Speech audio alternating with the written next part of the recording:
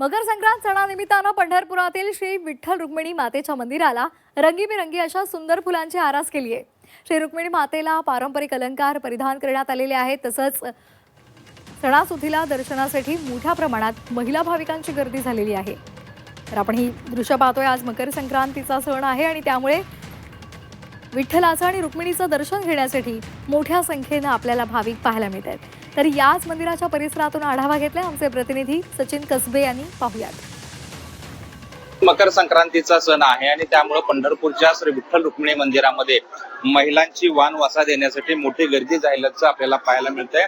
काल रात्रीपासूनच पंढरपूरमध्ये विविध भागातून या महिला दाखल झाल्यात। आपण बघतो या पंढरपूरच्या विठ्ठल गाभाऱ्यातील दृश्य आहेत। सर्व महिला या देवाचं दर्शन घेण्यासाठी आज पंढरपूरमध्ये आलेल्या आहेत। श्री विठ्ठल रुक्मिणी मंदिर समितीने सुद्धा आज पुरुषांनी दर्शन घेऊ नये असं आवाहन केलेलं आहे, कारण जास्तीत जास्त पंढरपूरमध्ये आलेल्या महिलांना दर्शन घेता यावं याकरता मंदिर समितीने ही सोय केलेली आहे।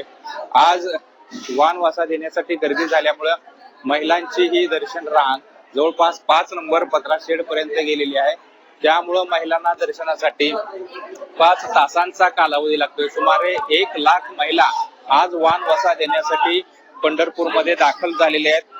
श्री विठ्ठल रुक्मिणी मंदिर समितीने चांगली व्यवस्था या महिलांची केलेली आहे। मकर संक्रांतीच्या निमित्तानं पंढरपूरच्या श्री विठ्ठल रुक्मिणी मंदिरामध्ये विविध फुलांची आकर्षक अशी सुंदर सजावट केल्याचं सुद्धा आपल्याला पाहायला मिळते।